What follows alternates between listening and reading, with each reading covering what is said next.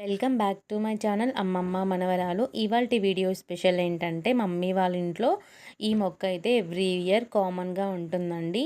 ఈ మొక్క పేరు గుండుమల్లె పువ్వులు అంటామన్నమాట. అయ్యప్ప స్వామికి ఈ పువ్వులు అంటే చాలా ఇష్టం. మమ్మీ ఒక ఇయర్ వేశారనమాట. ఇంకా ఆ తర్వాత నుంచి వాటంతట అవే మొలుస్తూ ఉంటాయి. మొక్కలు అనేవి పర్పుల్ కలర్లో ఉంటాయి. సో మేమైతే గుండుమల్లె పువ్వులు అంటాము. బట్ మీ ఏరియాలో ఏ పేరుతో పిలుస్తారో తప్పకుండా కామెంట్ చేసేయండి. అండ్ ఈ పువ్వులు అయితే మనం కోసిన తర్వాత బయటనే ఉంచవచ్చు, ఫ్రిడ్జ్లో కూడా పెట్టవసరం లేదండి. ఏమాత్రం రంగు అనేది మారదు, ఇంకా తొందరగా కూడా ఎండిపోవు అనమాట. చాలా ఫ్రెష్గా ఇప్పుడు చెట్టు మీద ఎలా కనిపిస్తున్నాయో మనం కోసిన తర్వాత నియర్లీ 10 to 15 డేస్ వరకు కూడా అలానే ఉంటాయన్నమాట. అండ్ ఇవి చాలా అందంగా ఉంటాయండి.